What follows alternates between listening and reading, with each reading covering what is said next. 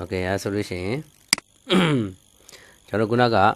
drilling တူးလိုက်ပြီတူးပြီးသွားပြီဆိုလို့ရှိရင်ကျွန်တော်ခုနက drilling တက်ကိုကျွန်တော်တို့စောင်းနေကျိုးနဲ့လာပြီးတော့ဆန်းတယ်ပေါ့ measure the drilling တက်ကျွန်တော်တို့ခုနက design ကျွန်တော်တို့ခုန excel sheet လေးမှာတွက်ထားတဲ့ဥစ္စာလေးရှိတယ် drilling တက်ဘယ်လောက်ရှိတယ်တိုင်းကြည့်လိုက်တယ်တိုင်းကြည့်လိုက်လို့အကယ်၍ကျွန်တော်ခုနက drilling depth လိုသေးတယ်ဆိုလို့ရှိရင်ဆက်တူခိုင်းတယ်ပေါ့နော်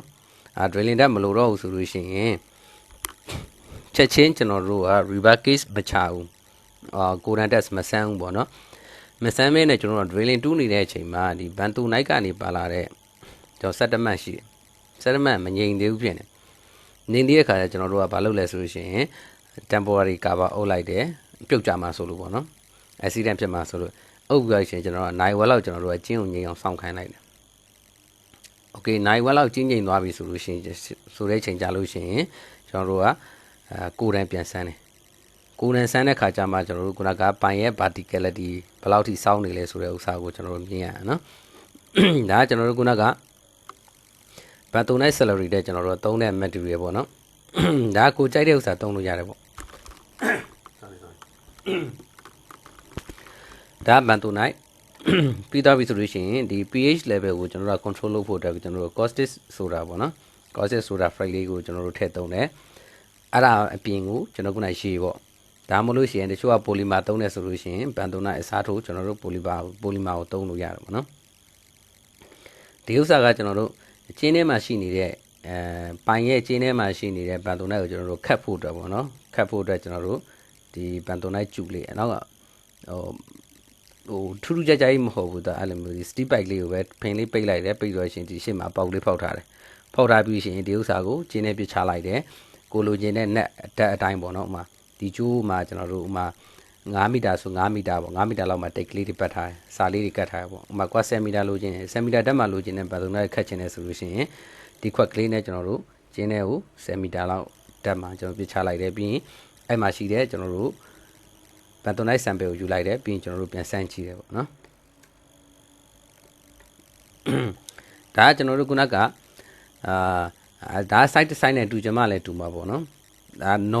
normal layout ကလေးပေါ့ဥပမာခုနဘန်တုံနိုင် drilling salary ကိုကျွန်တော်တို့ကဘယ်လို supply လုပ်တယ်ပြီးရင်ဘယ်လို circulation ပြန်လုပ်ပြီးတော့ကျွန်တော်တို့ recycle လုပ်ပြီးသုံးလဲဆိုတဲ့ဥစ္စာပေါ့နော်ဥပမာခုနကျွန်တော်တို့တူးလာတဲ့ခုန overflow ဖြစ်လာတဲ့ဘန်တုံနိုင်ကိုကျွန်တော်တို့က recycle ပြန်လုပ်ပြီးသုံးလို့ရတယ်အဲ့တော့ဘယ်လိုပုံစံလေးနဲ့တွားလို့ရလဲဆိုလို့ရှိရင်ကျွန်တော်ပြထားတဲ့ဒီ flow chart လေးအတိုင်းကျွန်တော်တို့တွားလို့ရတယ်နော်အဲ့တော့ကျွန်တော်ဒီဥစ္စာကျွန်တော်တို့ကဘိုးဟိုးနော်ဘိုးဟိုးတဲ့ဥမှာကျွန်တော်တို့က supply လုံးပါလေ supply လုံးမှာဆိုတာဒီ arrow အစိမ်းလိုင်းတိုင်းလေးလားအဲ့တော့ပိုင်တစ်လုံးကိုကျွန်တော်တို့ကဒီ drilling ဘလောက်လီတာဘလောက်ပေါ်လို့ supply လုပ်ရမယ်ဆိုတဲ့ဥစ္စာကိုကျွန်တော်တို့ကခုနအရှိမှကျွန်တော်တို့ကြိုတွက်ထားလို့ရတယ်နော်ပိုင်ရဲ့ diameter ပိုင်ရဲ့ဓာတ်ပုံမှုတည်ပြီးတော့ကျွန်တော်တို့တစ်စခွဲလောက်ကျွန်တော်တို့ကခုနက drilling salary ကိုကျွန်တော်တို့ missing လှုပ်ထားလို့ရတယ်အဲ့တော့ကိုလှုပ်ထားတဲ့ကိုရဲ့ပိုင်ရဲ့ requirement ပေါ်လို့ပေါ်မူတည်ပြီးတော့ကျွန်တော်တို့ sign လို့တက်ပေါ့နော် temporary storage လုပ်တဲ့ sign လို့တက်နေကျွန်တော်ထားလို့ရတယ်ဒီဥစ္စာဒီ3လုံးပေါ့နော်အဲ့ထဲကိုမရောက်ခင်မှာကျွန်တော်တို့ကဒီမှာဗာလဲဆိုလို့ရှိရင်ခုနက stick tag နေကျွန်တော်ထားလို့ရတယ် stick tag နေကျွန်တော်တို့ဘာထားလို့ရရှင်ခုနကဒီဘက်ကနေကျွန်တော်တို့ဖြော်ထားတဲ့ဥစ္စာထားပါကျွန်တော်တို့မေဇာဒီကစဖြော်ပြီး okay မေဇာပေါ့မေဇာထဲမှာကျွန်တော်တို့ဘန်တုံနိုင်ထည့်လိုက်တယ်ရေထည့်လိုက်တယ်နော်ထည့်ပြီးကျွန်တော်တို့ဖြော်လိုက်ပြီးဖြော်ပြီးရဆိုရင်ကျွန်တော်တို့ကဒီ missing တန်တွေကိုကျွန်တော်တို့သွားထည့်လိုက်တယ် missing တန်ထဲမှာလည်းကျွန်တော်တို့က pan အနေနဲ့ဆက်ပြီးတော့မှုေတယ်ပေါ့ပို့ပြီးတော့ miss ဖြစ်စေခြင်းလို့ပေါ့နော်မှုေတယ်မှုေပြီးသွားပြီဆိုလို့ရှိရင်ကျွန်တော်တို့ဒီကနေမှဒီတန်ကိုဒီအဓိကဒီတန်မထည့်ခြင်းလည်းရတယ်ဒီဆိုင်လိုတန်ကိုတန်ပို့လည်းရတယ်ဥပမာခုနဆိုင်လိုတန်ဥပမာဆိုင်လိုကဥပမာဆိုင်လိုတစ်လုံးကိုဥပမာမီတာကျူ560လောက်ဆန့်နေဆိုလို့ရှိရင်တော့ဒီ temporary တန်နေမလို့တော့ဘူးပေါ့ကျွန်တော်တို့ကပို့ပြီးတော့ဥပမာ၄လုံး၅လုံးစာတော့ကိုကျွန်တော်တို့ကကာဗာဖြစ်ခြင်းလို့ပို့ပြီးတော့သုံးထားတာပေါ့နော်အဲ့အတွက်ဒီတန်ထဲကိုဒီ missing လုပ်ပဲရှင်ဒီတန်ထဲမှာထားတယ်ဒီတန်ထဲကနေမှဒီဆိုင်လိုသွားတယ်ဆိုင်လိုကနေမှကျွန်တော်တို့ဒီကျွန်တော်တို့တူးတဲ့ဘိုးဟိုးနေရာကိုကျွန်တော်တို့ပတ်အနေနဲ့ supply လုပ်တယ်ပြီးတော့ရင်ပိုင်ရနေမှကျွန်တော်တို့ပြန်ပြီးတော့ overflow ဖြစ်လာတဲ့ဥစ္စာကိုကျွန်တော်တို့ဘေးပြန်သွားလိုက်ဆိုရှင်ဒီမှာ settlement ခုနကပါလာတဲ့ရှွန်းနှစ်တွေပြီးသွားပြီဆိုလို့ရှိရင်အနေတွေကိုထိုင်ခိုင်းလိုက်တယ်ဒီ sedimentation တန်ထဲမှာပြီးသွားပြီဆိုတဲ့ခါကျမှကျွန်တော်တို့က overflow အပေါ်မှာကျွန်တော်တို့ဘန်တုံနဲ့အရေးတွေပြန်တက်လာတဲ့ဥစ္စာကိုကျွန်တော်တို့ဒီ missing stand ထဲမှာပြန်ပြီးတော့သုံးတယ်အဲ့တော့ကျွန်တော်တို့က ဒီမှာဘယ်နေရာမှာ control point လဲဆိုလို့ရှိရင်ကျွန်တော်တို့ဒီ circulation ကိုကျွန်တော်ကြည့်လိုက်အဲ့တော့ဘန်တုံနိုင်ရဲ့ quality ကိုစစ်ဖို့အတွက်ကိုဒီ missing tank ကကျွန်တော်တို့ final control အဲ့တော့ကျွန်တော်တို့ကဘန်တုံနိုင်ရဲ့ quality ကိုစစ်ပြီဆိုလို့ရှိရင်ဒီ missing tank ထဲမှာရှိတဲ့ကျွန်တော်တို့ကဘန်တုံနိုင်ကိုယူပြီးတော့စစ်တယ်သူကဒီက recycle အစ်စ်ကလည်းဒီမှာလာရောတယ်လေနော်ခုနက recycle လုပ်ထားတဲ့ဥစ္စာလည်းဒီမှာလာရောတယ်အဲ့ဒါပြီးသွားပြီဆိုရင်ကျွန်တော်တို့ကပိုင်ကိုဘိုးဟိုးစီကိုကျွန်တော်တို့တန်းသွားမှာလေအဲ့တော့ဒီကောင်က control point အဲ့တော့ကျွန်တော်တို့ကဒီဥစ္စာကိုဒီတန်ထဲမှာရှိတဲ့ဘန်တုံနိုင်ကိုခတ်ပြီးလို့ရှိရင် project requirement အတိုင်း spec အတိုင်းကိုက်ညီမှုရှိလားမရှိလားဆိုတဲ့ဥစ္စာကိုဒီတန်ထဲကနေဘန်တုံနိုင်ကိုယူပြီးတော့ကျွန်တော်တို့ကစစ်ဆေးတယ်ပေါ့နော်โอเคဒါကကျွန်တော်တို့ခုနကပြောတဲ့ drilling record drilling record မှာခုနကျွန်တော်တို့ soil sample ယူတယ်ယူပြီးသွားပြီဆိုလို့ရှိရင်ဘာ soil အမျိုးအစားဆိုတဲ့ဥစ္စာကိုဒီပြီးမှာ soil နဲ့ပတ်သက်တဲ့ record လေးတွေကျွန်တော်တို့အကုန်လုံးမှတ်ထားတယ်တူးပြီးသွားပြီ drilling တူးပြီးသွားပြီဆိုလို့ရှိရင်ကျွန်တော်တို့ကဒါ on site record ပေါ့ on site record နဲ့ကျွန်တော်တို့ design မှာရှိတဲ့ design bullet နဲ့ကျွန်တော်တို့ပြင်ပြီးတော့ guide ကြည့်တယ် guide ညွှန်မှုရှိလားမရှိလားပေါ့နော်ဥပမာ deviation ရှိတယ်ဆိုလို့ရှိရင်ရှိတဲ့အကြောင်းကိုကျွန်တော်က geotech engineer ကိုကျွန်တော်တို့ပြောတယ်နော်ဒါကကျွန်တော်တို့ခုနကပိုင်နဲ့ပတ်သက် drilling survey နဲ့ပတ်သက်ပြီးတော့ test တွေပေါ့နော်ပုံမှန်အားဖြင့်ကျွန်တော်တို့ဘာတွေတက်လဲဘာတွေစမ်းလဲဆိုလို့ရှိရင်ခုနကpH စမ်းတယ် pH တန်ဖိုးစမ်းတယ်နော်ဒါကကျွန်တော်တို့ density စမ်းတာနော်ဘန်တိုနာရဲ့ density စမ်းတယ်ပြီးတော့လို့ရှိရင်ဘန်တိုနာရဲ့ sand content စမ်းတယ်ဘန်တိုနာရဲ့ viscosity တက်စမ်းတယ်ပြီးသားပြီဆိုတဲ့အခါကျမှဒီ၄ခုသလုံးကိုတချို့ project တွေဆိုလို့ရှိရင်ကျွန်တော်တို့ shear စမ်းတယ်နော် base shear တက်စမ်းတယ်ဒီဘန်တိုနိုင်ရဲ့ shear test ကိုစမ်းတယ်ကျွန်တော်တို့ဒီမှာကကျွန်တော်တခါတော့ကြုံဘူးတယ်ပေါ့နော် shear test စမ်းတယ်စမ်းပြီးရှင်နောက်ဟာတွေကျကျွန်တော်တို့ထပ်မစမ်းတော့ဘူးပေါ့ပုံမှန်အဖြစ်ကျွန်တော်တို့ site ထဲမှာကကျွန်တော်တို့ဒီ၄မျိုးလောက်စမ်းတာတော့၄မျိုးကတော့ဟိုတော်တော်များများစမ်းတာတွေ့ရပါတယ်ပေါ့နော်အဲ့တော့ကျွန်တော်တို့ကခုနက drilling မတူးခင်ချိန်မှာကျွန်တော်တို့ဒီဘန်တိုနိုင်ရဲ့ quality ကိုကျွန်တော်တို့စမ်းဖို့လိုတယ်ဘန်တိုနိုင်က quality project requirement နဲ့ကိုက်ညီမှုရှိတယ်ဆိုတဲ့အခါကျမှကျွန်တော်တို့ drilling ကိုစခိုင်းတယ်เนาะအဲ့ကြလို့ရှိရင် drilling စတူးလို့ရပြီပေါ့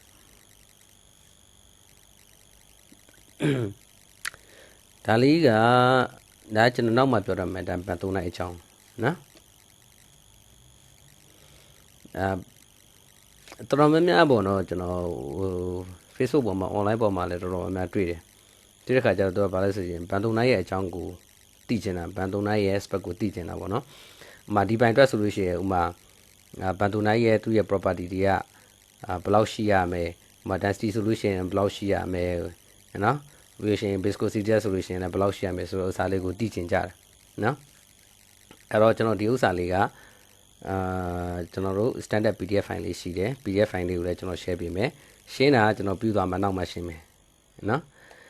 အဲ့တော့ကျွန်တော်တို့ကဒီဥစ္စာဘန်တုံနိုင်နဲ့ပတ်သက်တဲ့စမ်းတဲ့ဥစ္စာတွေကိုဒီဇိုင်းရန်ထွက်ထားပြီးသားရှိပြီးသားနော်ဒီဇိုင်နာကနေမှ geotech designer ကနေမှသူကကြည့်ပြီးသားဒီ swine ဘိုးလော့ကိုကြည့်ပြီးပါဆိုရှင်ဒီ swine ကဘာမျိုးစား swine ဒီ swine ကိုကျွန်တော်တို့က control လုပ်ဖို့အတွက်ကို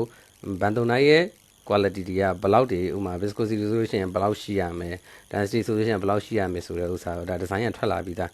ကျွန်တော်တို့ construction work ကြတော့ design ရထွက်လာတဲ့ reset အတိုင်းကိုပဲเนาะကျွန်တော်တို့ follow လုပ်ပေးဖို့လိုတာပေါ့ကိုက်ညီမှုရှိအောင် construction work ကလုပ်ပေးရ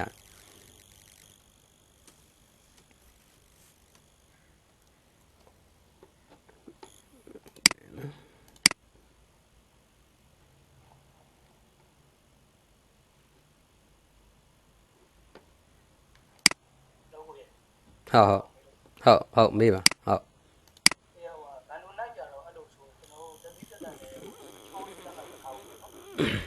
ဘန်တိုနိုင်ကညီလေးအဲ့လိုမျိုးသတ်မှတ်ထားတာမရှိဘူးအဓိက swine ပေါ်မူတည်တာဒီကိုတူးတဲ့ swine ကို control resist ပြန်လုပ်ရမှာလေ collapse မဖြစ်အောင်လို့ resist ပြန်လုပ်ရမှာဖြစ်တဲ့အတွက်ကိုလက်ရှိတူးနေတဲ့ဒေတာမှာရှိတဲ့ဘိုးလော့ပေါ့ခုနကဒီဇိုင်နာကသူဘိုးလော့ကိုကြည့်လိုက်တယ်ဒီဇိုင်းပြန်လုပ်တယ်သူရဲ့အဲ့ swine ရဲ့ condition ပေါ်မူတည်ပြီးတော့ဘန်တိုနိုင်ရဲ့ quality ကိုဒီဇိုင်နာကနေမှပြန်ပြီးတော့တွက်ချက်ပြီးတော့စဉ်းစားတာပေါ့နော်ဘယ် swine မျိုးစားဆိုလို့ရှိရင်ဘန်တိုနိုင် quality ဘယ်လောက်နဲ့ control လုပ်ရမယ်ဆိုတဲ့ဥစ္စာတော့ဒါ geotech designer စီမှာရှိပြီးသားပေါ့နော်ကိုတို့ကတော့ construction work ဆိုတော့ကိုတို့ကတေချာတော့မသိဘူးပေါ့ဟုတ်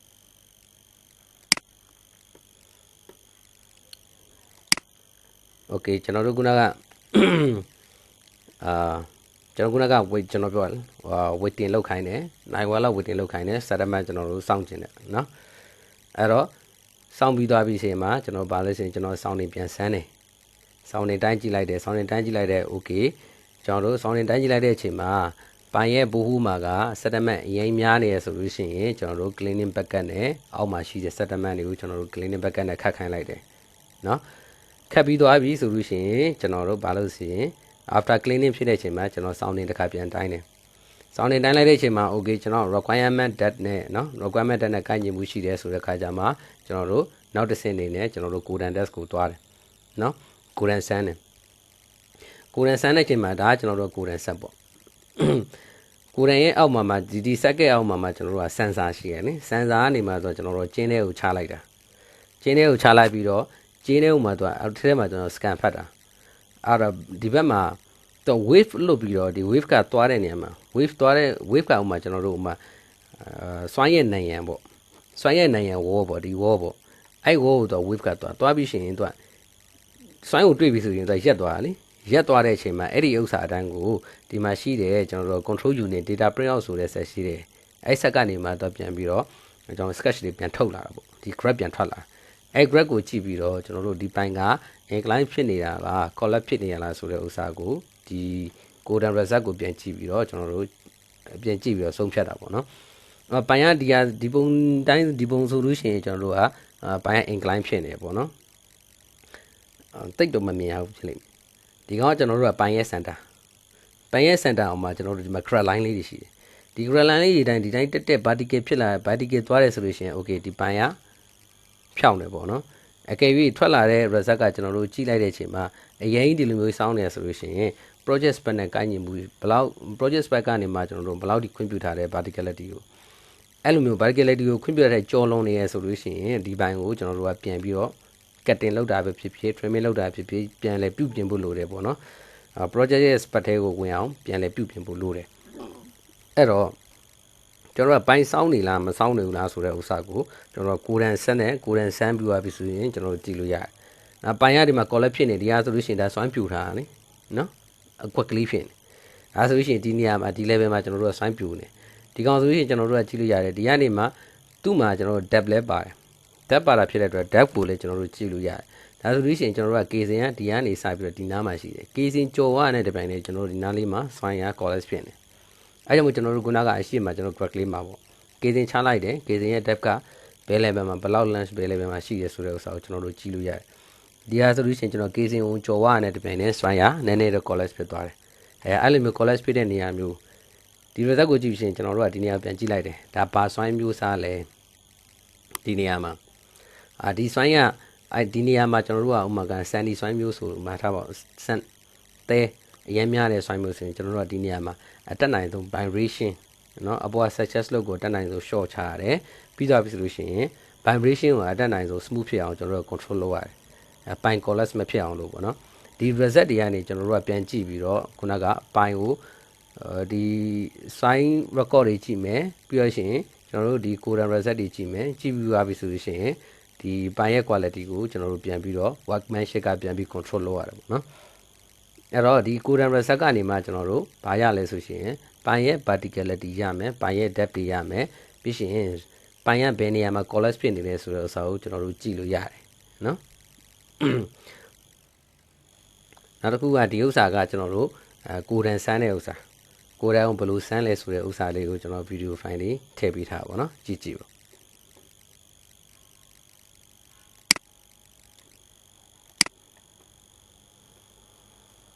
ဒါကကျွန်တော်တို့ data print out ခုနကလိုမျိုးကျွန်တော်တို့စမ်းစားကြနေရဲ့အချိန်မှာဒီက data graph ကထွက်လာတာပေါ့နော်ဒီမှာကျွန်တော်တို့ကျိုးကဒီဆက်နဲ့ဒီအပေါ်မှာရှိတဲ့ဒီ codant set နဲ့မှာဒီမှာကျိုးကကျွန်တော်တို့ cable ကျိုးဆက်ထားပြီးသားပေါ့နော်ဒီဆက်ကစန်တာဒီမှာကျွန်တော်တို့ဒါစန်တာကနေမှကျွန်တော်တို့ကပိုင်ရဲ့စန်တာတွေကိုချလိုက်တာအဲ့ဒီအချိန်မှာလည်းအရေးကြီးတာဗာအရေးကြီးလဲဆိုလို့ရှိရင်ဗာဒီကကျွန်တော်တို့အောက်ထဲကိုချနေတာပေါ့ဒီကိုရန်ဆက်ကနေချတဲ့ဆန်ဆာရဲ့ location က casing ရဲ့ center နဲ့ကိုက်ညီဖို့လိုတယ်အဲ့ဒီအချိန်မှာကျွန်တော်တို့အဲ့ sensor ကိုကျွန်တော် adjust လုပ်ရတယ်နော်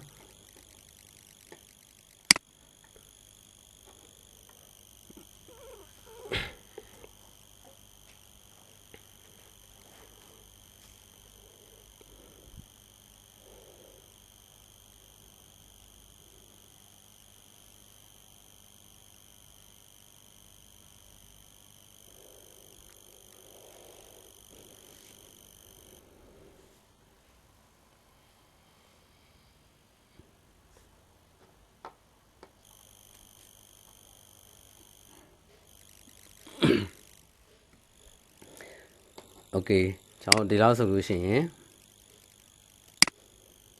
နော်ဒီလောက်ဆိုလို့ရှိရင်ကျွန်တော်တို့ခုနကdrilling 2ပြီးသွားပြီကျွန်တော်တို့ဘိုင်းရဲ့ quality verticality စမ်းတဲ့ထိရောက်လာပြီနော်ကျွန်တော်တို့မေးတရားရှိလဲမေးလို့ရတယ်နော်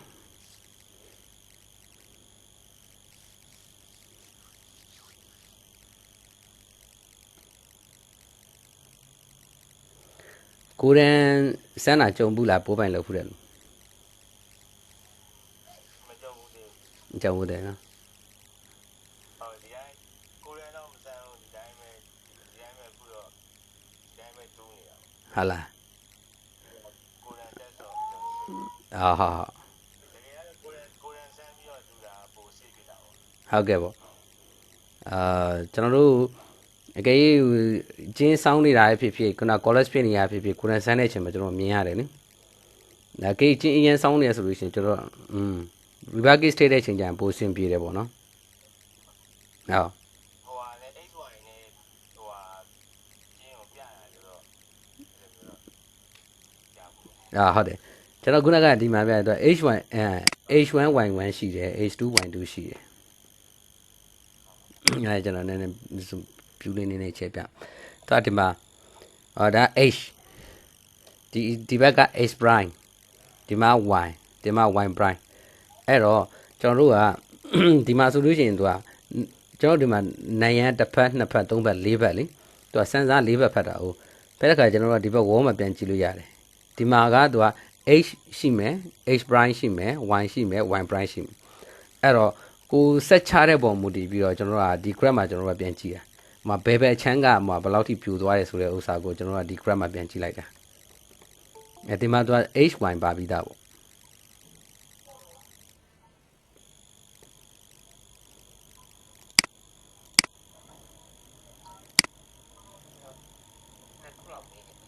ဟုတ်မေးပါခင်ဗျာဟုတ်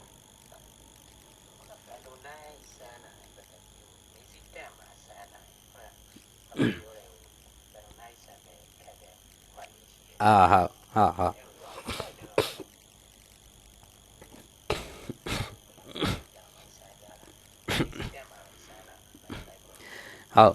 ကျွန်တော်တို့ကသူက project requirement ပေါ်မူတည်တာကွာဒါကျွန်တော် line ပြန်ကြပါမှာဆိုတာ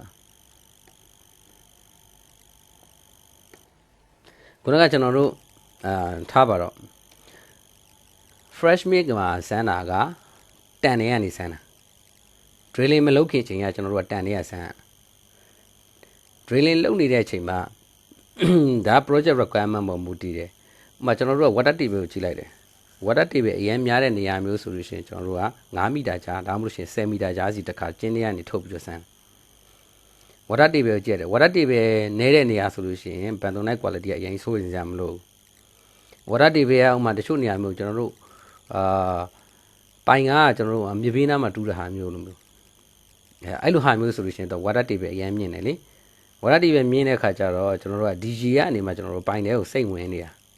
အဲ့တော့ bentonite quality ကကျလာအဲ့တော့ကျွန်တော်တို့ကအချိန်စိတ်စမ်းပေးနိုင်တယ်ဆိုလို့ရှိရင်ပိုကောင်းတယ်စိတ်စမ်းပေးနိုင်လေဘိုင်ရဲ့ quality ကိုကျလာတော့ကိုတတိထားမိလားအဲ့ဆိုလို့ရှိရင်ကိုကပြန်ပြီးတော့ဟို control လုပ်ဖို့တော့ပိုလွယ်တာပေါ့နော်ဒီ bentonite ရဲ့ quality ကိုပုံမှန်အဖြစ်တော့လုံးဝမဖြစ်မနေစမ်းရမှာက fresh milk တန်နေရနေစမ်း drilling 2နေတဲ့အချိန်မှာ10မီတာကြားစီတစ်ခါထုတ်စမ်းနိုင်တော့ကောင်းတယ်10မီတာလောက်ဆိုကျွန်တော်တို့က10မီတာဆိုလို့ရှိရင်ပုံမှန်အပြင် art drilling ဆိုလို့ရှိရင်တနာရီလောက်ကြာသွားမယ်ထင်တယ်တနာရီလောက်ကြာသွားမယ်အဲ့တနာရီအတော်တဲမှာဆိုလို့ရှိရင်ကျွန်တော်တို့ကဟို bentonite ရဲ့ quality ပြောင်းလဲမှုရှိနေနောက်တစ်ခုကကိုကတနာရီတစ်ခါဆမ်းမယ်ဆိုရှင်အဲ့ဒီ frequency time ကိုမှတ်ထားပြီးတော့ result ကိုပြန်ကြည့်ပြီးတော့ဘယ်လောက် deviation ဖြစ်သွားတယ်ဆိုတဲ့ဥစ္စာလေးကိုကျွန်တော် record ပြန်ထုတ်နောက်ခါကြလို့ရှိရင်ငါဒီသူ့ရဲ့ရော့သွားတဲ့ပမာဏကအရင်မများဘူးဆိုလို့ရှိရင်နောက်2နာရီကြာကိုယ့်ဘက်ကိုထပ်ပြီးတော့ record လုပ်ပြီးတော့စမ်းကြည့်ပေါ့အဲ့ဒါပို့ပြီးတော့ဟို work အဓိကတော့ workmanship ပေါ်မူတည်တာပေါ့နော် workmanship က closely supervise လုပ်နိုင်လေပိုကောင်းလေပေါ့အချိန်တက်တာတဲ့ကိုပြန် short လို့ရတယ်ပေါ့နော်နောက်ဆုံးကျွန်တော်ဟုတ်ရတယ်ဟုတ်ရဘူး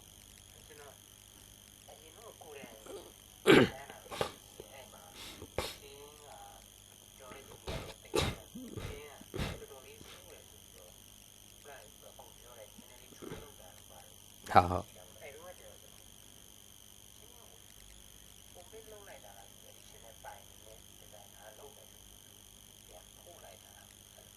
啊。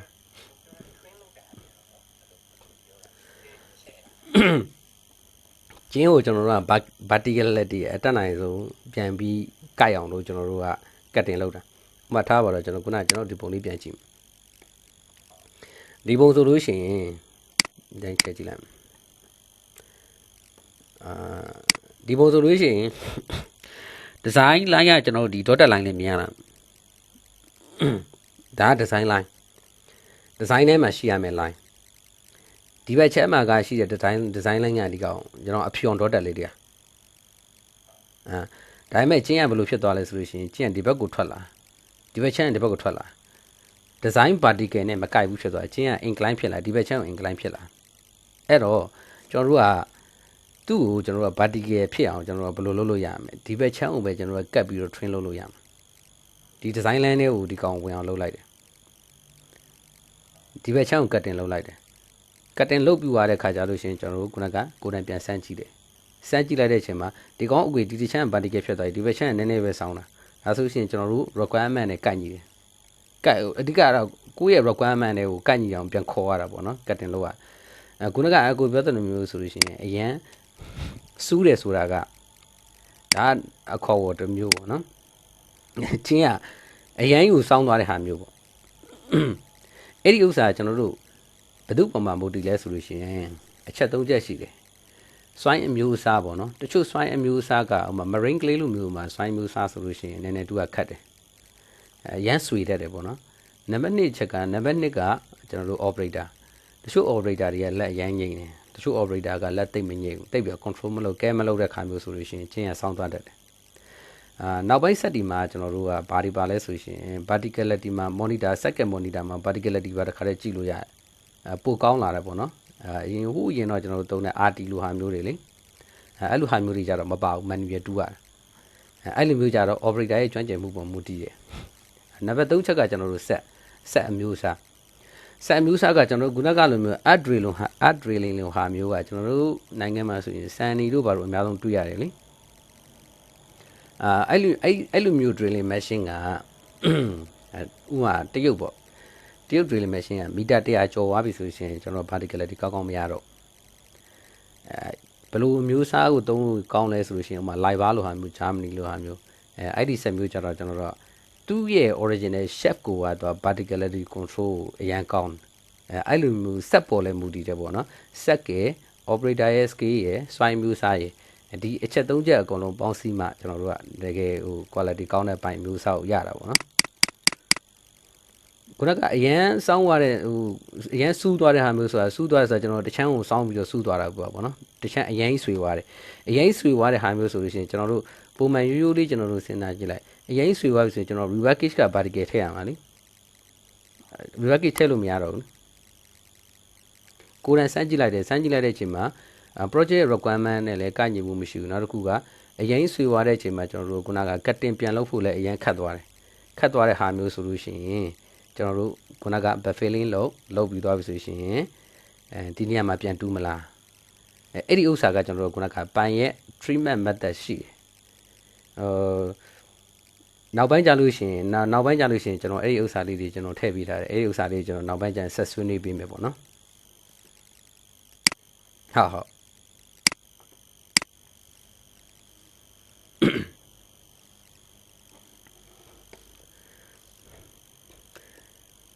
โอเคအဲ့ဆိုရင်ကျွန်တော်ဆက်သွားလိုက်မယ်နော်ဆက်သွားလို့ရမယ်နားချင်တဲ့အချိန်ရှိတယ်ဆိုလို့ရှိရင်ကျွန်တော်တို့ Viber group ရှိရ Viber group မှာလှမ်းပြောလိုက်နော်ကျွန်တော်တို့ဟိုဖွဲ့လိုက်နားကြတာပေါ့ဟုတ်မေးပါ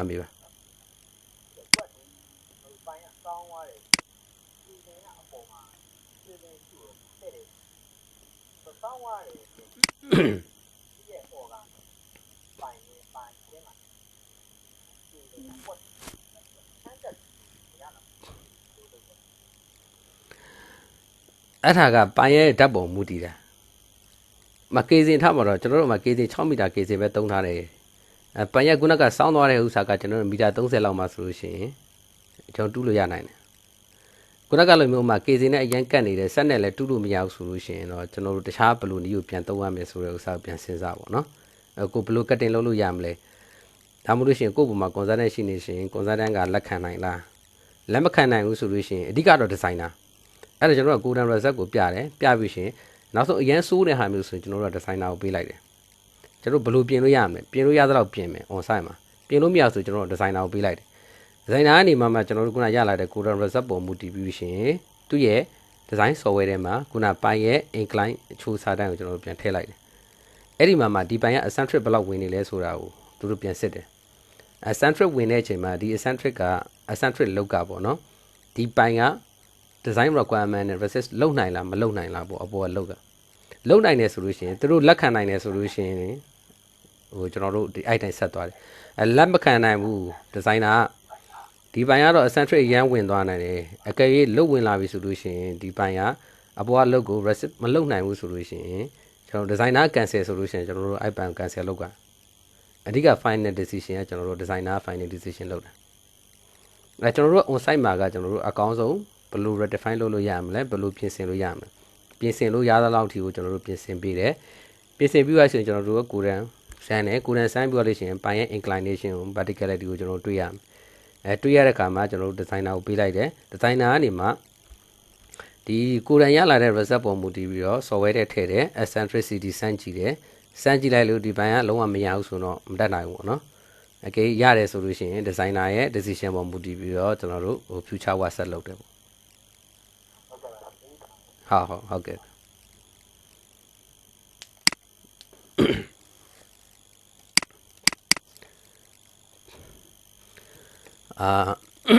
အဲ့ဆိုကျွန်တော်ဆက်သွားလိုက်မယ်နော်